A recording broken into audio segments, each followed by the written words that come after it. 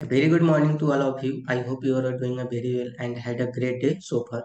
My name is Chandan Kumar Yadav and today we'll try to understand the concept of limits in the session. Before starting the session, in your mind has arisen questions like why do you need a study about limits? Limits of what is limit? So I will tell you one real life example. So we all of us knew that the distance between Sun and Earth is 147.11 million kilometers. So what is your opinion? How it has been measured? So you are thinking that one scientist is goes on sun, second one is on earth, and they measured it. Yeah, your way of thinking is right. But we also know that the temperature of sun is very high. That's why no one is goes close to sun. So scientists will try to fix a point which is very close to sun, and after that they measure the distance from that point and earth, and they gave us approximate distance between sun and earth. So same thing in limits, we always talk about approximate value. Now let's see one physical significance of limit. So this is a circle and we are trying to find its area. So we are covering it by the polygon. Why polygon? Because we can easily find the area of the polygon. So here n is denoting the number of sides of polygon. So this is a triangle, this is a square, this is a pentagon, this is your hexagon. So after comparing four of them, what we got that like जिसका sides ज्यादा है उस circle को ज्यादा cover कर रहा है so it gave us granted that if n approaches to infinity that is number of sides of polygon approaches to infinity so it approximately cover the circle and that time we can say that the area of the polygon is the approximate area of the circle, right? So here I wrote that as the number of sides of polygon increases its area approximate the area of the circle. So we can also say that like this, limit of the area of the polygon is the area of the circle. Now our second question is limits of part. So हम किसकी limits की बात करेंगे? So we are talking about limits of functions. Like up in your mind has also arise questions why functions, right?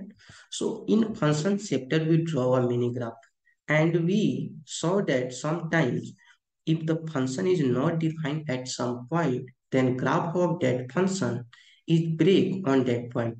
So here we can take an example. F of x is equal to x square minus 4 divided by x minus 2. So this function is not defined at x is equal to 2. So graph of this function is break at x is equal to 2. And same thing in g of x is equal to mod of x minus 2 divided by x minus 2. So this function is also not defined at x is equal to 2. So graph of this function also break at x is equal to 2. So same thing happening in h of x. So for solving this type of issue in mathematics, limits come in the picture and it tells that this type of break is ignorable or not in functions.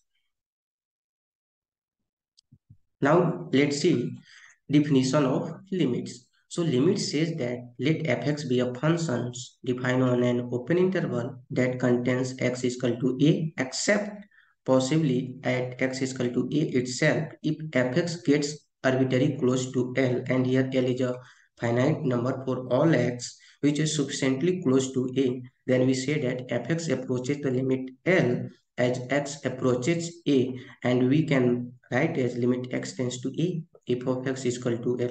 So here L is a limiting value, not be exactly value. And here we have need to understand the one a small concept. What is the difference between x tending to a and x is equal to a? So x tending to a means x is not equal to a. It is always around a. And x is equal to a means x is exactly a. Now we try to understand the definition of limit by the animation.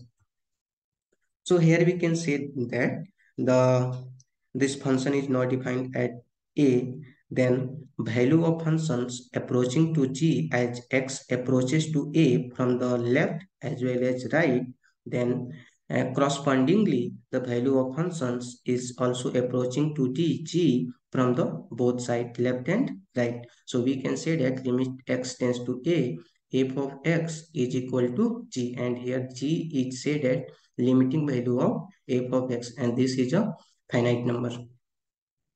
Now we're trying to understand by the analytically. So we can consider an example. So f of x is equal to x square minus 6x plus 7 divided by x minus 7. So here we can see that this function is not defined at x is equal to 7. So can I not talk about the value of functions at x is equal to 7? Yeah, we can talk about that. So we can just simplify it. So what we got, f of x is equal to x plus 1 when x not is equal to 7. So this is 7, and we have need to talk about the value of the functions at x is equal to 7. So our function is not defined at x is equal to 7. So we have need to talk about the value of functions in the neighborhood of 7.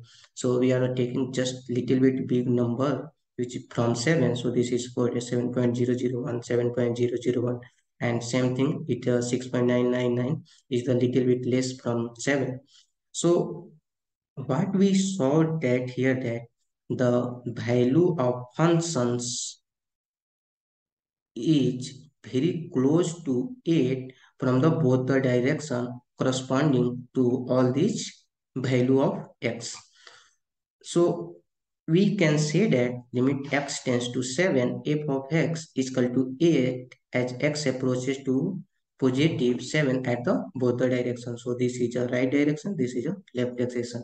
Now we'll try to understand these questions from the graph. So this is a point 7. So x approaches 7 from the left and x approaches to 7 from the right. So corresponding it, the value of the functions approaching to 8 from the both the direction. So we can say that limit x tends to 7, f of x is equal to 8. So what is conclusion? So if I will say that you define a limits in one word, so we can say we in limits we are always talk about nearness. Now let's try to understand what is right hand limit and left hand limit. Okay, so we will understand the both of the definitions by the animation. So here we can see that the value of the function is approaching to limiting value. So here a limiting value is -1 from the right as x approaches to the point to here the point is 1 from the right. So we can say that this is a right hand limit. So we can define like this: right hand limit is equal to limit x tends to a plus. So here what is our a? So our a is 1, age 1, so we can just is greater than 1. So that's why we can write limit x tends to a plus f of x. So we can also write like this: limit s tends to 0, f of a plus h. And here h is a very small positive number. So in your mind, why we will write like this? Because if you write like this, so our life will be very simple. So now we will try to understand left hand limit. So here we can see that the value of the function is approaching to limiting value from the left hand side as x approaching to the point A from the left. So we can say that this is a left hand limit, and we can define or we can write like this: LHL is equal to limit x tends to a minus f of x is equal to limit s tends to 0, f of a minus h. Now we try to understand the when we say that the limit exists. So limit exists when the right hand limit is equal to left hand limit, and this is a finite value. It like right hand limit and left hand limit which exist, and it gives a finite value. So now consider a functions f of x is equal to x square by x. So what is your opinion? Can I cancel out? No, we cannot be cancel out because this functions is not defined at x is equal to 0. If function uh, is defined at except x is equal to 0, so we can cancel out, but this function is not defined x is equal to 0, so that's why we cannot be cancel out. So here as I wrote that f of x is equal to x square by x is not defined at x is equal to 0 because the denominator is 0 at x is equal to 0. So can I not be talk about the value of the function at x is equal to 0? Yeah, we can talk about, but we can talk about the value of the functions at the neighborhood of 0. So for the finding the, so we have need to find the limit. So limit x tends to 0, x square divided by x. So for finding the limit, we have need to find right hand limit as well as left hand limit. So now we see right hand limit, so we can just write it. So here a is 0. So we can write limit x tends to 0 plus f of x, limit s tends to 0, f of 0 plus h. So we can write limit s tends to 0, h square by h. So here we can cancel out because s tending to 0, x is not exactly 0. So we can cancel out. So we can write limit s tends to 0, limit s tends to 0, h is equal to 0. For the left hand limit, so we can write limit x tends to 0 minus f of x is equal to limit s tends to 0, f of 0 minus s, so that is f of minus s. So here we have need to replace x minus h. So minus s to the whole square is equal to h square, and here x is minus h. Oh sorry, here the minus sign is not there. So here we can keep minus sign. So we can cancel out. So what we got, limit s tends to 0 minus h. So just put the value of h. So we got 0. So nothing will affect. Minus is not affecting here. So what we got, the right hand limit and left hand limit is equal. So we can say that limit x tends to 0, x square x is equal to 0. Now we try to understand the limits from the graph. So here we can see that. So firstly we have need to understand the 2 points. That is, here we need to understand the notation of these two. It's meaning that the value of functions is exist corresponding to point.